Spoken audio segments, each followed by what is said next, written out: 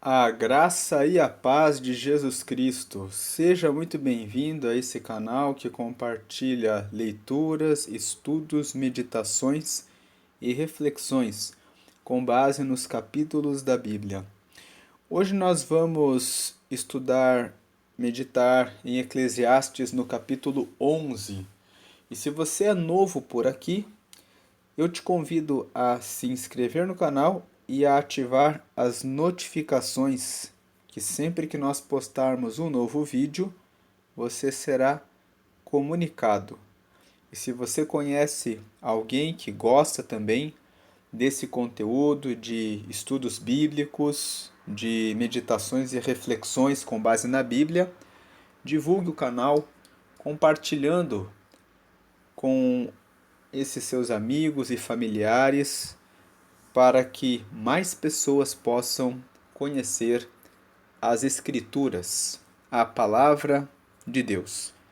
Vamos aqui à leitura de Eclesiastes 11, o versículo 1 diz assim: Lança o teu pão sobre as águas, porque depois de muitos dias o acharás.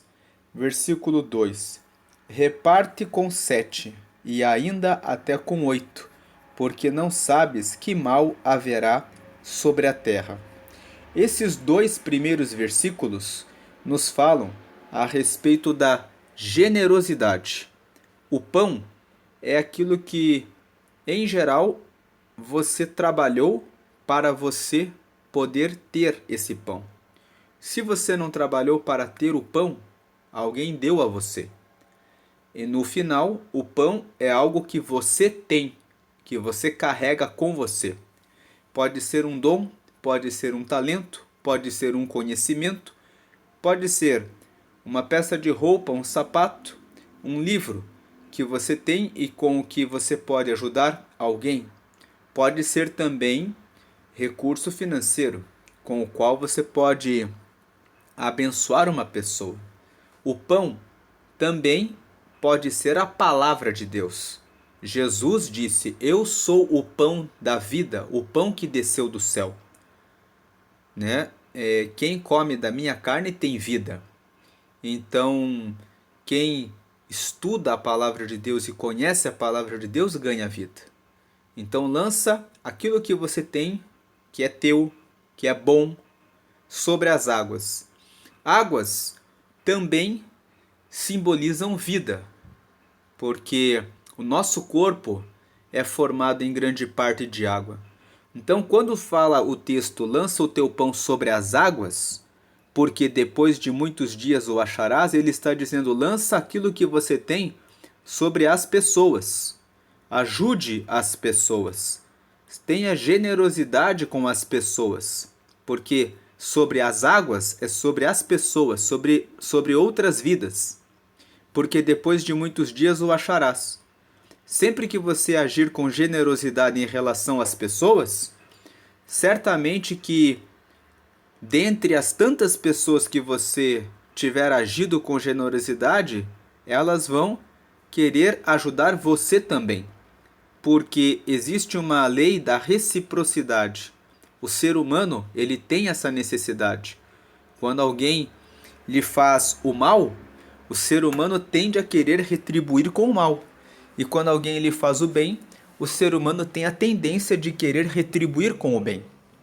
Claro que, para os que são cristãos, aprendemos com Cristo que, quando nós recebemos o mal de alguém, é porque aquela pessoa precisa de ajuda. Ela não está conseguindo expressar o bem para as outras pessoas porque ela está carregada do mal. E é por isso que a palavra recomenda: quando alguém lhe fizer o mal, paga com o bem, porque talvez aquela pessoa recebeu tanto mal das outras pessoas que ela nunca teve a chance de receber o bem.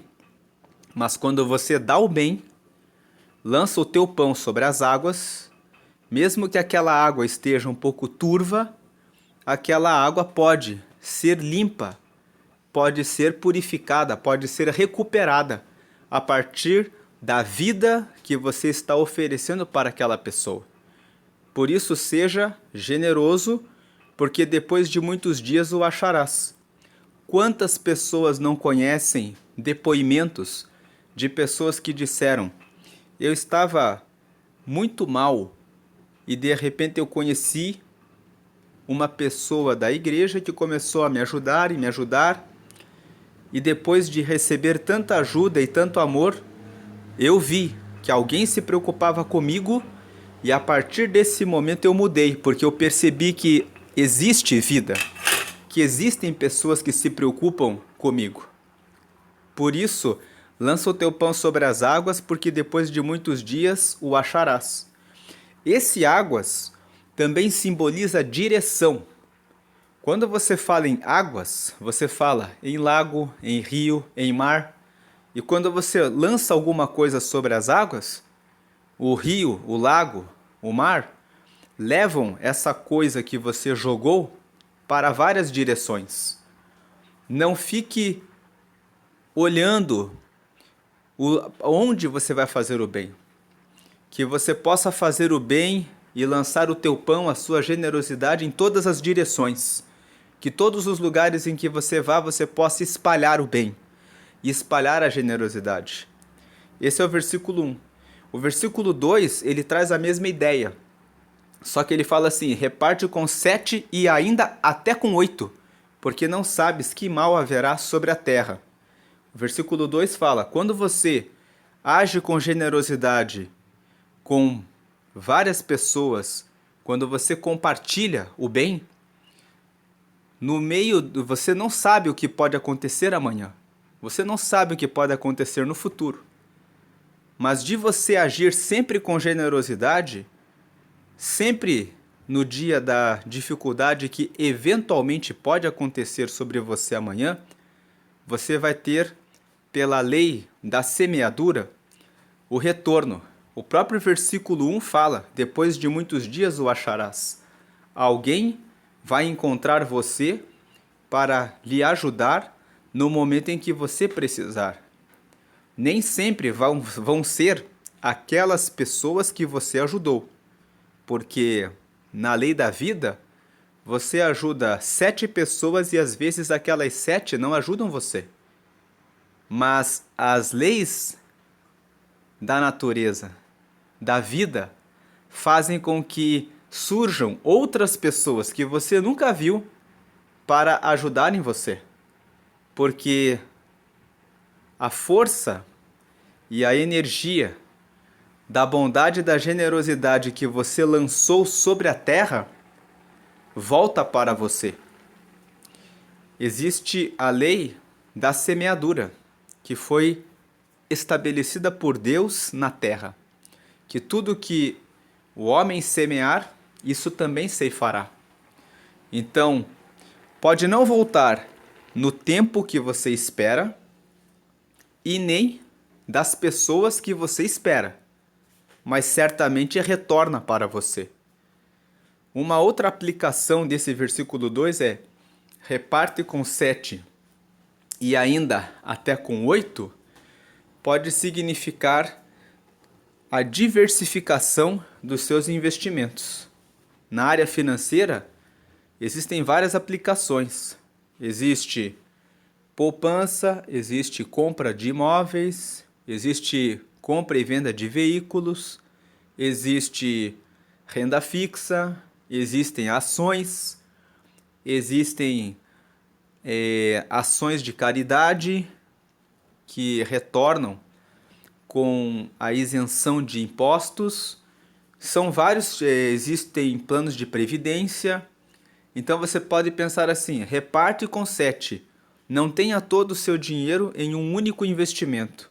Porque se aquele investimento tiver uma queda e todo o seu dinheiro estiver ali, você vai sofrer um prejuízo. Mas se você reparte os seus investimentos em vários setores, você tem várias formas de você ter a multiplicação daquilo que você plantou na sua vida. Aí vem o versículo 3. Estando as nuvens cheias, derramam a chuva sobre a terra. E caindo a árvore para o sul ou para o norte, No lugar em que a árvore cair, ali ficará. Versículo 4: Quem observa o vento nunca semeará, e o que olha para as nuvens nunca cegará. Versículo 5: Assim como tu não sabes qual o caminho do vento, nem como se formam os ossos no ventre da que está grávida, assim também não sabes as obras de Deus, que faz todas as coisas. Esses 3 versículos, o 3, o 4 e o 5, falam a respeito da imprevisibilidade da vida. A vida é imprevisível. Nós precisamos aceitar que existem circunstâncias que não dependem de nós. Quando as nuvens estão cheias, elas vão derramar a chuva. Mas existem momentos em que as nuvens não vão estar cheias. E você vai querer fazer alguma coisa que depende da chuva. Quando uma árvore, por alguma razão, cai para um certo lugar, imaginando que a árvore é uma árvore grande, você vai ter um trabalho muito grande para que você possa remover essa árvore.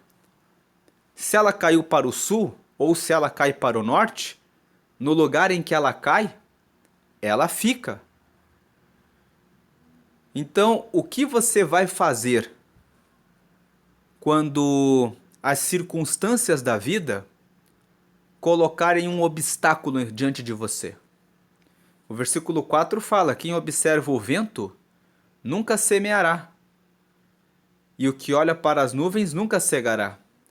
Então, se você ficar olhando para as circunstâncias da vida, para as dificuldades, você vai dizer: eu não vou fazer porque não vai dar certo. Às vezes você pensa em se casar, mas você fica pensando assim: ah, mas tem muitos problemas o casamento. Sim, haverá problemas, mas você precisa apontar o problema e do lado apontar qual a solução. E dizer: então vou melhorar nisso, vou me preparar para isso, vou me qualificar para isso. Aquele que pensa em uma carreira, em um concurso, vai pensar: mas eu não estudei tudo o que eu preciso para poder passar. Mas se você não fizer a inscrição no concurso para que você comece a fazer as provas, para que você comece a ganhar motivação para ficar estudando, para que você fique no ritmo do estudo, você nunca vai estar pronto, nunca vai chegar no nível de obter uma aprovação. Aquele que deseja iniciar um negócio, seja qual for o ramo, e disser: mas eu não sei como que faz, nunca vai ser dono do negócio. Vai ter que começar o negócio, começar a se relacionar com pessoas que trabalham naquele ramo e naquele setor, começar a se envolver com as questões que estão sendo debatidas e buscar informação e ver quais são os ventos que aparecem, as nuvens que às vezes você está esperando e que não vêm, e encontrar formas de instalar fontes para resolver o problema. Daí o versículo 5 fala: assim como tu não sabes qual o caminho do vento, nem como se formam os ossos no ventre da que está grávida, assim também não sabes as obras de Deus, que faz todas as coisas. A obra de Deus exige que, para que você tenha o conhecimento daquilo que Deus pretende realizar e fazer, exige que você tenha uma comunhão com Ele. Nem sempre Deus vai dizer a você exatamente como Ele vai fazer alguma coisa na sua vida. Deus vai requerer que você dê o primeiro passo, muitas vezes, na fé. Quando Moisés chegou ali na frente do Mar Vermelho, o mar estava fechado. Ele olhou para o povo que estava com ele e ele pensou assim: vamos conseguir passar ou não vamos conseguir? Ele não sabe se vai ou não vai acontecer. Então ele foi e perguntou para Deus: o que eu faço? O Senhor falou: manda o povo que marche. Então naquele momento ele tomou conhecimento a respeito da obra de Deus, mas ele precisou ter confiança e avançar para que o mar fosse abrindo. E o mar não abriu todo de uma vez. Ele foi se abrindo na medida em que o povo marchava para dentro do mar, até que passaram, e depois que o último passou, se fechou para os egípcios.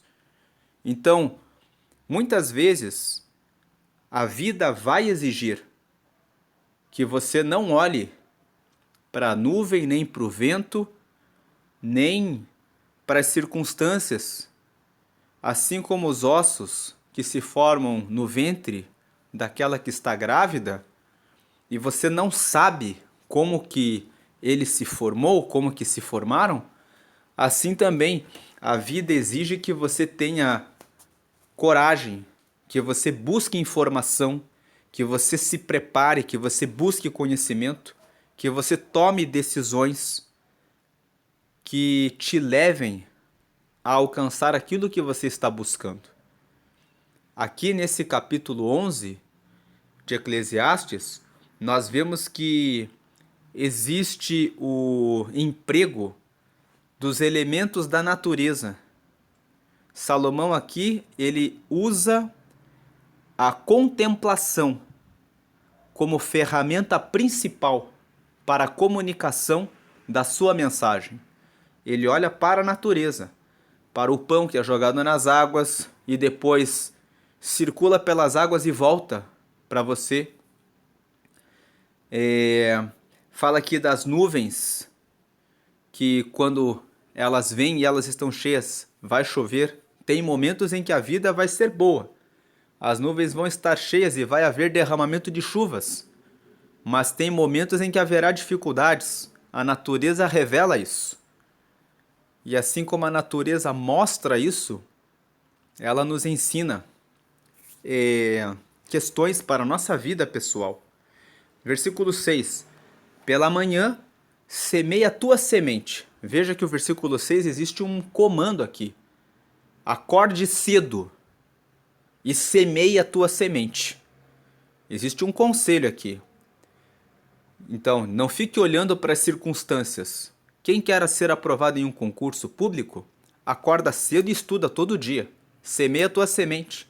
Quem quer dar início a um negócio, acorda cedo e vai conversar com as pessoas que trabalham naquele ramo, vai se matricular num curso, vai se aperfeiçoar naquilo que você quer explorar, vai conversar com o contador para ver como que abre uma empresa, vai verificar quais são as pessoas que você precisa contratar e que podem te ajudar. Pela manhã, semeia a tua semente. E à tarde, não retires a tua mão. Aqui, ele fala, acorde cedo, faça a sua parte e seja persistente, seja perseverante, tenha constância. O problema de muitas pessoas na vida é a falta de constância. As pessoas começam na virada do ano. Hoje é dia 1º de janeiro. Eu vou começar a correr. Eu vou mudar a minha alimentação. Eu vou abandonar o cigarro. Eu vou abandonar a bebida. Eu vou parar com a jogatina. Eu vou respeitar mais a esposa, o marido. Eu vou ser mais amigo dos meus filhos. Eu vou trabalhar melhor. E a pessoa faz isso mais ou menos até o dia 15, 16 de janeiro. E aí a partir do dia 17, 18, a pessoa já fala assim, é muito complicado, a gente já entrou no ano agora e vamos manter a nossa história como sempre tem sido. E aí a sua vida fica parada e não muda e não vai para lugar nenhum e você está aí talvez há 5, 6, 7, 10. Tem gente que fica a vida inteira empacada, porque não tem constância. Começa um negócio, mas depois desiste. Começa outro negócio olha as dificuldades e fala: não tem como prosseguir. O texto fala: pela manhã semeia a tua semente, acorda cedo todo dia, faz o que precisa ser feito. Coloca uma lista de hábitos que são bons. Coloca uma lista dizendo: eu vou cuidar da minha alimentação, eu vou beber mais água, eu vou colocar uma atividade física, eu vou colocar um livro para que eu leia, eu vou reservar um tempo para oração.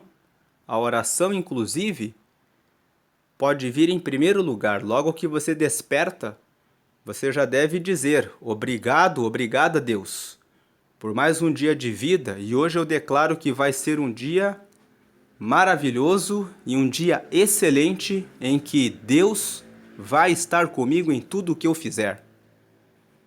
E aí você já coloca as suas questões diante de Deus.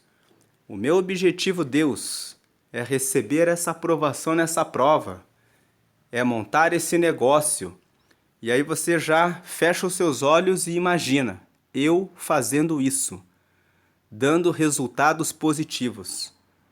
E aí você já coloca um comando: o que eu preciso fazer hoje para que isso que eu mentalizei, isso que eu vi na minha imaginação se realize.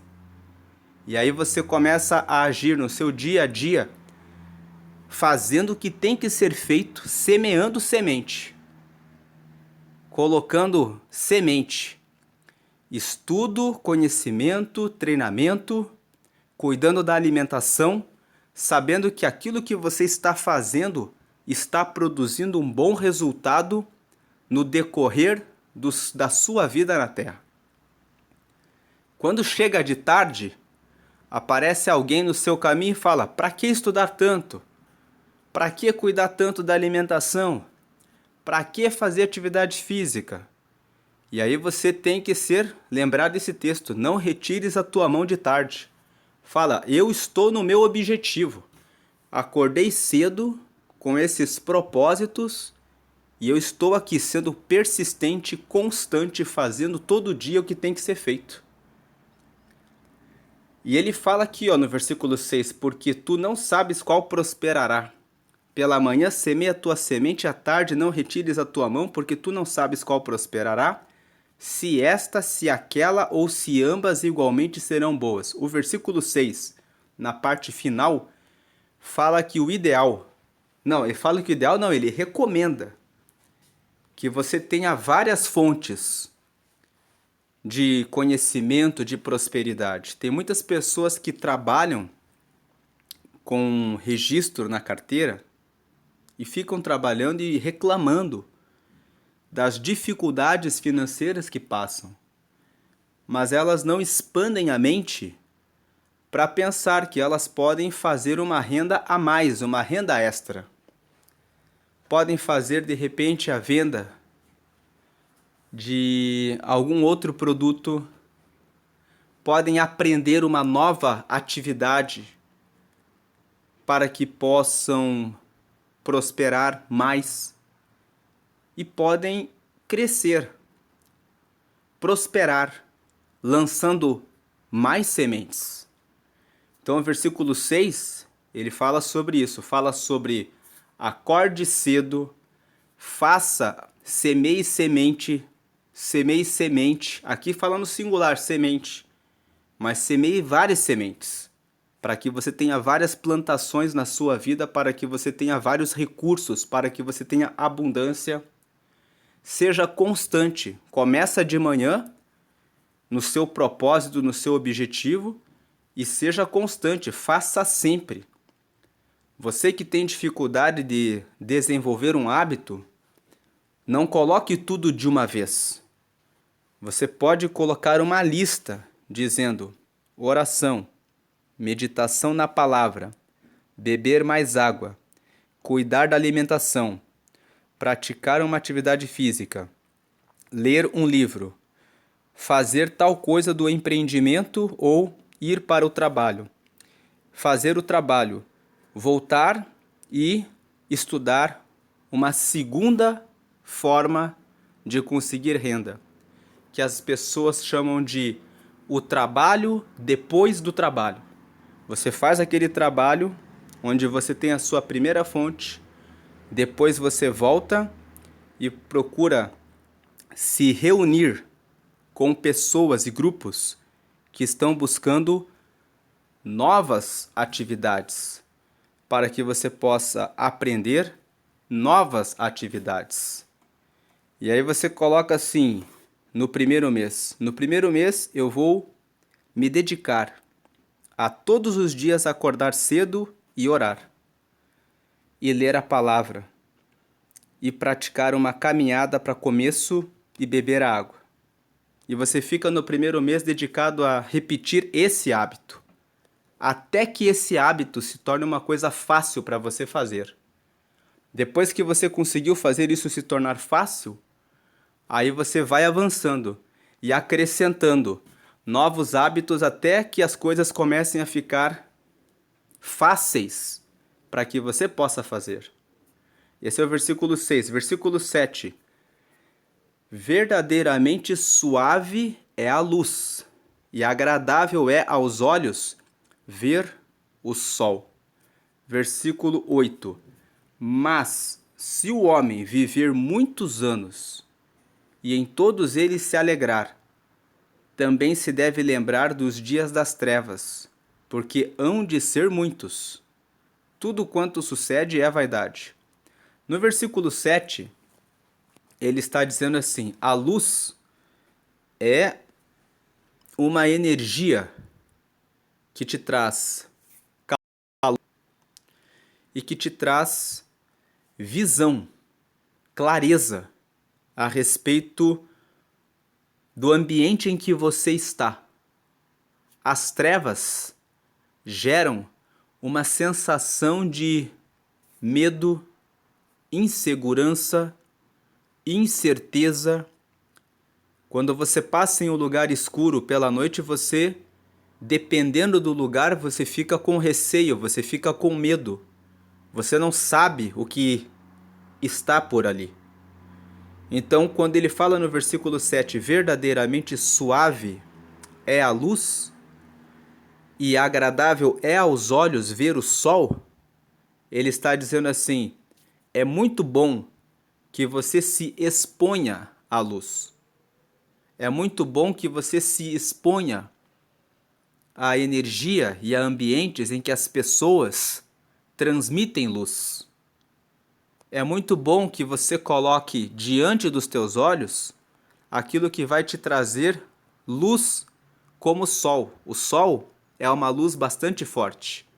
É bom que você se coloque entre pessoas, em ambientes, em contato com livros, em contato com conhecimento, em contato com circunstâncias que vão trazer alguma coisa de bom para você, que vão tornar a sua vida mais agradável, que vão tornar a sua vida mais suave, que vão fazer com que você cresça, com que você aprenda novas coisas.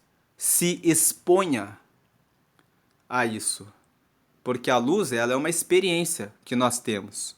Nós chegamos no ambiente e ele está. Num dia ensolarado, chegamos em uma casa, acendemos a luz e nos expomos à luz. E quando nós estamos expostos em contato com a luz, nós temos essa experiência.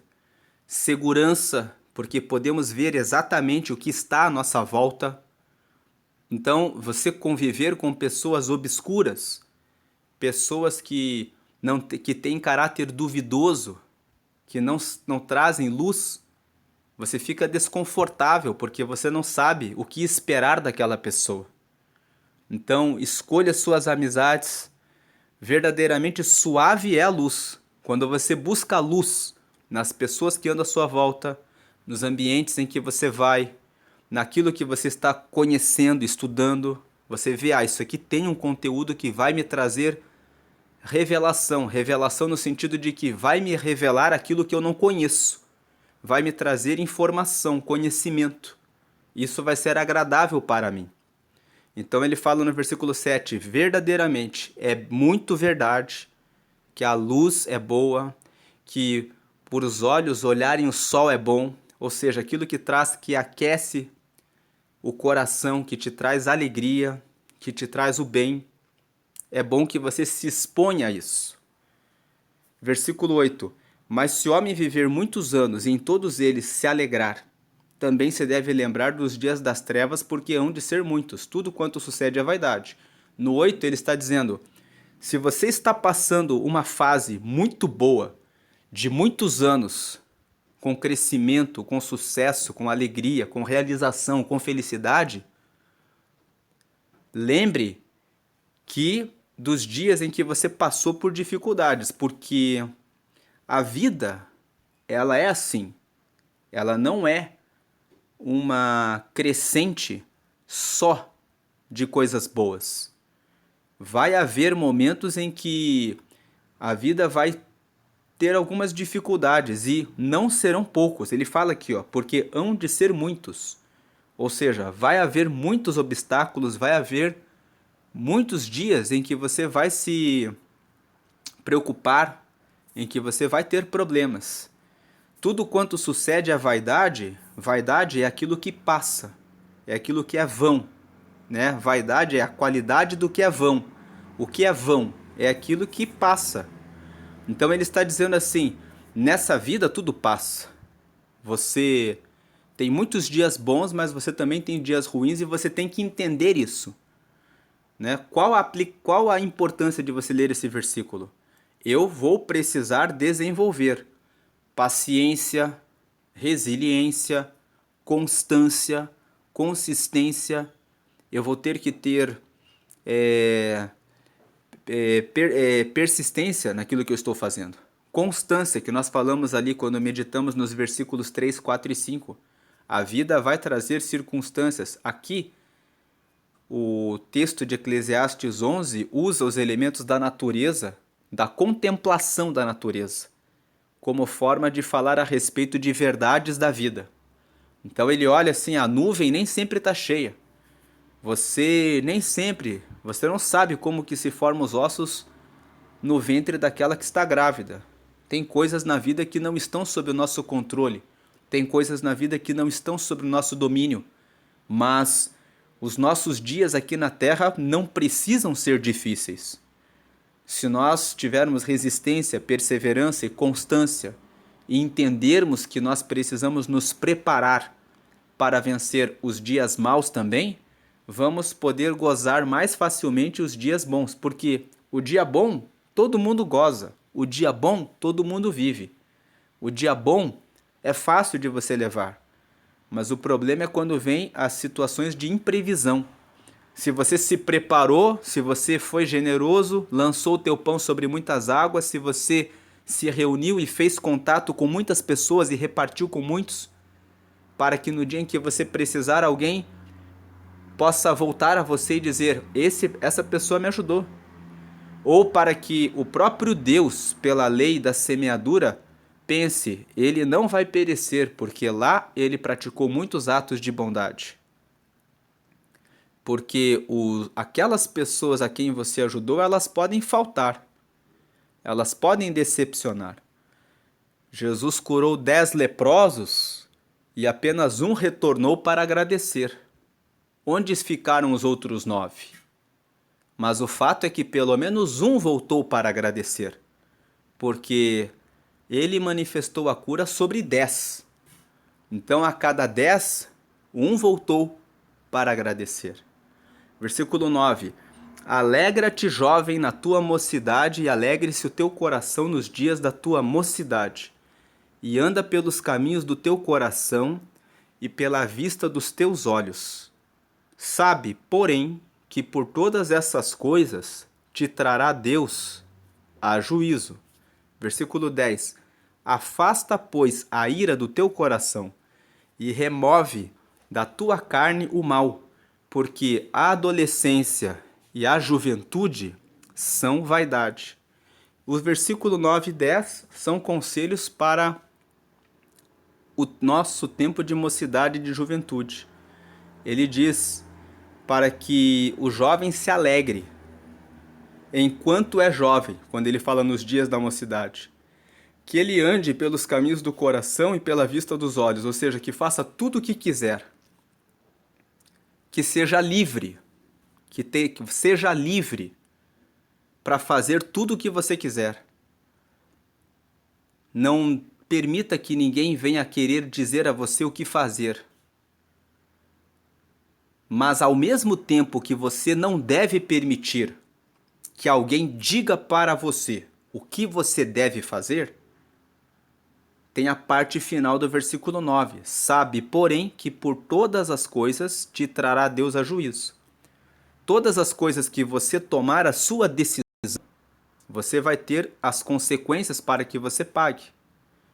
Então tem muitas jovens que resolvem cair para o caminho da fornicação, muito embora tenham sido ensinadas na congregação em que estão sobre o tempo das coisas, sobre o tempo do namoro, do conhecimento, da escolha da pessoa certa para ter um bom relacionamento, e elas resolvem antecipar as coisas e acabam caindo em uma gravidez precoce. Muitos jovens depois ficam sobrecarregados com responsabilidades antes do tempo, porque disseram: você não manda na minha vida, eu faço o que eu quero. A Bíblia fala que é para eu andar pelos caminhos do meu coração e que é para eu andar pela vista dos meus olhos. Está lá em Eclesiastes 11:9. Alegra-te, jovem, na tua mocidade, alegre-se o teu coração nos dias da tua mocidade, anda pelos caminhos do teu coração e pela vista dos teus olhos.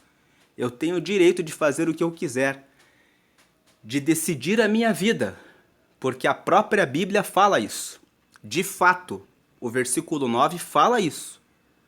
Mas ele fala na parte final: sabe, porém, tudo tem um porém na vida, que por todas essas coisas te trará Deus a juízo. Em outras palavras, você deve fazer o que você pensa, mas antes disso, você deve lembrar que Deus vê tudo o que você faz. E quando a gente fala isso, o texto aqui não é um tom de condenação, mas é um tom de responsabilidade. A liberdade vem junto com a responsabilidade. Nós estamos vivendo uma geração que muitas vezes quer viver as liberdades, mas não quer as responsabilidades. Eles fazem os filhos, depois trazem para os pais e para os avós, ingressando com demandas judiciais pedindo pensão para os pais e para os avós, para os tios, para sustentarem os filhos que eles fizeram porque resolveram andar pelo seu coração e pela vista dos olhos deles. Então, se você quer fazer tudo o que você quer, lembre-se de que você precisa também assumir a responsabilidade por aquilo que você fizer. Então, o versículo 10 fala assim: afasta, pois, a ira do teu coração. A ira do coração, tem muitos jovens que vivem com raiva de tudo na vida, são revoltados pelas situações a que foram expostos. Você tem o poder de decidir se você vai viver revoltado ou se você vai buscar limpar o teu coração das mágoas e da ira daquilo que fizeram para você ter uma boa vida. Ele fala que remove da tua carne o mal. Remove da tua carne significa remove do teu coração, dos teus pensamentos, da tua carne é o teu corpo, né? O teu corpo é a tua alma. Embora o texto aqui fale de carne, ele está aqui, o carne significa aquilo que você pensa, suas emoções, os seus pensamentos, as suas decisões. Remove as más decisões da sua vida. Porque a adolescência e a juventude são vaidade. Significa, a adolescência e a juventude vão passar. Elas são vãs. A nossa vida na terra é vã, ela tem um tempo. O salmista escreveu que nós duramos em torno de 70 anos, quando muito, até 80 anos, quando alguns são mais resistentes. Então, essa fase vai passar. Com relação ao versículo 9, para nós encerrarmos essa meditação, lá no livro de Provérbios, no capítulo 4, no versículo 26, fala assim sobre tudo que se deve guardar, guarda o teu coração, porque é dele que procedem as saídas da vida. Então, por que que o Salomão escreveu isso? Porque ele falou assim: se o teu coração é bom, o teu coração vai te encaminhar para boas decisões. Mas se você alimentar o teu coração com aquilo que é mal, com aquilo que é vaidade, com aquilo que é destrutivo, corrosivo e maligno, você vai tomar decisões más, decisões ruins. Então, quando nós falamos aqui há pouco sobre os hábitos, montar uma lista e começar a seguir na constância, quando nós falamos que o primeiro hábito é despertar logo cedo e colocar a oração e a meditação na palavra, e com beber água e praticar uma caminhada, né, ou uma atividade física para quem tem essas possibilidades, esses recursos, né? Se você não tem, você pode fazer uma caminhada próximo da sua casa. A caminhada é democrática, é liberada para todas as pessoas, né? Sempre tem uma forma de você fazer aquilo que precisa ser feito. Só quem realmente não quer mudar é que sempre vai dar uma desculpa. Sempre vai dizer: mas eu não posso, porque eu tenho um problema assim, assado. Sempre vai ter uma desculpa. Então não dê desculpas. Aqui nesse capítulo 11, nós olhamos os eventos, né, da natureza, ensinando verdades práticas para a nossa vida. Essa foi a proposta do autor aqui que escreveu Eclesiastes capítulo 11. Essa é a meditação de hoje. Se fez sentido para você e você gostou desse vídeo, curta e compartilhe. Se você quiser deixar algum comentário também, fique à vontade. Deus abençoe a todos. Fiquem na paz de Jesus. Antes de encerrar ainda, eu vou falar aqui sobre transbordo. Eu falo aqui sobre transbordo em alguns vídeos. O transbordo é como aquela imagem que você tem a sua caixa de água e você está recebendo água. A água da vida, que é o conhecimento da palavra de Deus. Então, transbordar é quando você compartilha esse vídeo com outras pessoas que precisam ouvir essa mensagem. Você está transbordando na vida delas a palavra de Deus, para que elas também conheçam mais a palavra e possam transbordar na vida das outras pessoas. Mas o transbordo não é só com relação a isso. O transbordo é uma atividade para você incluir na sua vida. Como diz o versículo 1, lança o teu pão sobre as águas.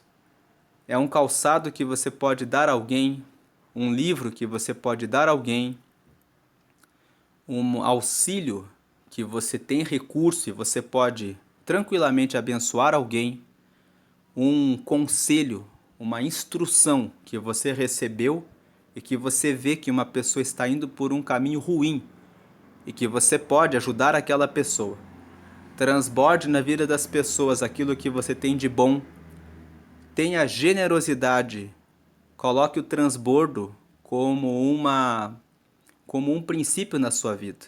Tudo aquilo que eu puder fazer, em que eu puder ajudar e contribuir para o crescimento e desenvolvimento do meio em que eu vivo, tudo que eu puder fazer para que eu seja a luz, né? Aquele versículo 7, verdadeiramente suave é a luz. Tudo que eu puder para que eu possa ser suave na vida das outras pessoas, para que eu possa ser agradável, comunicando luz, comunicando clareza, iluminação, eu vou fazer. Deus abençoe a todos. Deus recompensará o seu transbordo em tudo aquilo que você fizer, porque Ele colocou essa lei na terra, a lei da semeadura. Tudo que o homem semear, isso também ceifará. E igualmente, se você semeia o mal e comunica e multiplica o mal, saiba que esse mal também volta para você. Lembre só de uma coisa, que a natureza, você planta uma semente e ela volta a muitos frutos. Isso vale tanto para o bem como também para o mal. Deus abençoe a todos, fiquem na paz de Jesus Cristo.